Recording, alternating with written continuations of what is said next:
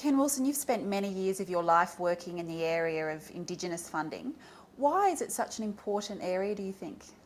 Well, obviously it's one of the most neglected areas of funding, and so that means there are many opportunities for funders to get involved. Why I think it's so important is because of the unique experience and vision of Indigenous people in terms of how we can live as human beings on the planet in a way that is joyful and sustainable at the same time.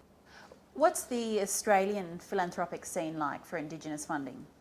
Well, it's certainly livening up, and this is something that's happening actually all over the world. Even 5 or 10 years ago, there were really only a handful of foundations around the world who had any significant focus on Indigenous people. But that's changing quite rapidly, and that same rapid growth in interest is happening here in Australia, not least because I think of a realization among many Australians that this issue has not been adequately addressed by Australian institutions over the years, and that yes, government needs to do more and differently, but government will not solve this alone. The percentage of giving to Aboriginal communities is probably on the low side. I think that there's a need to improve and increase that. Particularly in terms of being able to focus on questions of leadership, on education and health, on looking at innovation within communities, because philanthropy is one way of being able to step outside of the squares that have been created by government. The only thing that really does happen when you fund Indigenous people is that you allow them to make decisions for themselves, and that's the strength. Is there a particular type of funding model that you find from your experience works best? Well, in philanthropy, one of its strengths is the diversity of models. So I always tend to be a little reluctant to suggest there's only one way of doing things. But having said that, obviously, in general in philanthropy, and particularly with marginalized people, the crucial issue is about the nature of partnership. It's very easy for philanthropists because, of course, they control the money, and they usually are much closer to dominant societies and international institutions. It's very easy for them to control the agenda. But if they do that, of course, then they don't allow for any of the knowledge and creativity of the beneficiaries to actually contribute to solutions. So the trick with Indigenous philanthropy, as with most types of philanthropy, particularly with relatively disempowered groups, is to establish a kind of a partnership whereby the knowledge and energies and visions of the beneficiaries can play a big role in how you go about doing the work.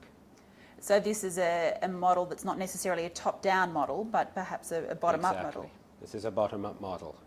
This is a listening model. It's very important to design a strategy whereby you're empowering our local people, and you're allowing them to make decisions for themselves, and you're allowing them to participate in the discussion which in government circle that concerns their lives.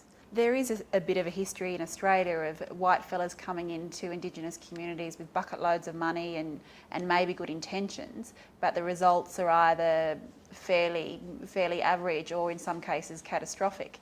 How does the philanthropic sector avoid that pitfall? Well, one of the things it has to do is work from the bottom up with communities.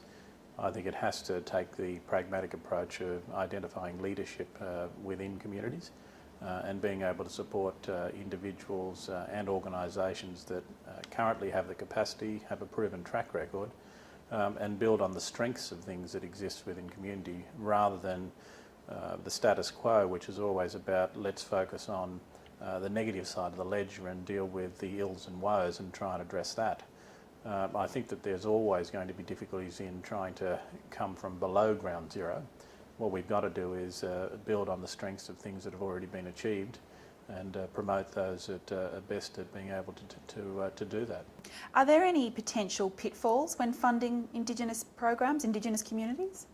Oh, to be sure, and philanthropy has done wonderful things in the world with Indigenous people and with non-Indigenous people, but philanthropists mess up too. The biggest, of course, is when you have a lot of money, you can always find someone who will tell you that your approach is inspired and is going to work. So it's very, you've got to cultivate your ability to listen, and you've got to cultivate some humility in philanthropy. Another pitfall is time frame. Most philanthropists, especially nowadays, are very keen to have, short-term massive impact. That's a very hard thing to have in general in societal change, and it's obviously particularly the case when you're dealing with old cultures and old values, and when what you're trying to change is generational, and what you're trying to change is landscapes. You can get quick results in these contexts, but they're very rarely sustainable, and they're usually not positive. If we are going to assist the communities and we are going to provide them with the kind of funding they need to make changes, then we need to be we need to be in it for the long haul. Otherwise, small amounts of money for short periods of time will not move or shake any direction in which those communities want to go in. So it is really important that we continue that. And this is the difference between philanthropy groups and governments. Governments often provide small amounts of money for short term, and they don't follow it through, they don't follow it up. How important is collaboration between the funders, between the philanthropists? It's very important because, an individual funder, can indeed come up with some great new idea or approach. But if you want to have really deep change in any society, you normally need, a number of actors to do that, and a number of different funders. Some funders are very good at opening up questions. You need other funders sometimes to scale them up, or some funders are really good at identifying bright new ideas. Other funders are really good at bringing those into educational systems or models. So varieties of funders can bring different perspectives. Can a philanthropist, a funder, actually benefit themselves from being involved in this kind of project? Absolutely. I think that one of the key things that can occur is that in some cases it wouldn't just be about providing the monies for projects to occur. It would also, I think, be about facilitating partnerships, either with philanthropic bodies, with corporations, with people out there in industry, that where there's a lack of skills and a lack of knowledge that currently exists within communities, and we all want to create sustainability, there's an opportunity here, I think, to create partnerships that fills that void, that gives local Aboriginal people an opportunity to get those skills. And if they have that, then they can do other things within the community. It's a little bit like, the old saying of if you teach a person to catch fish and then they train everyone else in the village, then the village can survive. I think it's also important for philanthropists to think about what other value-added role that they play. And it's not only money. Philanthropists often know about certain things or have certain relationships that can be very, very valuable for an Indigenous community or any beneficiary community. They may have access to certain levels in government. They may understand how the private sector works.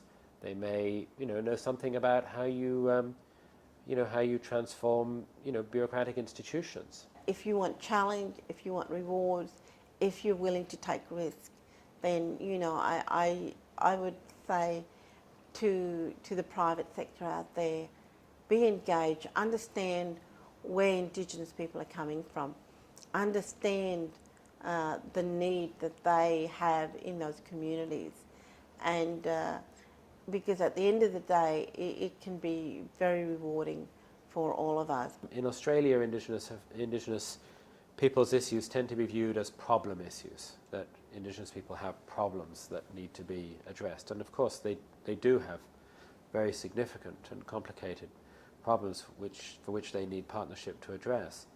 But philanthropy around the world on Indigenous people, I would say, has a lot more attention to the gifts that Indigenous people offer to wider society and to the world.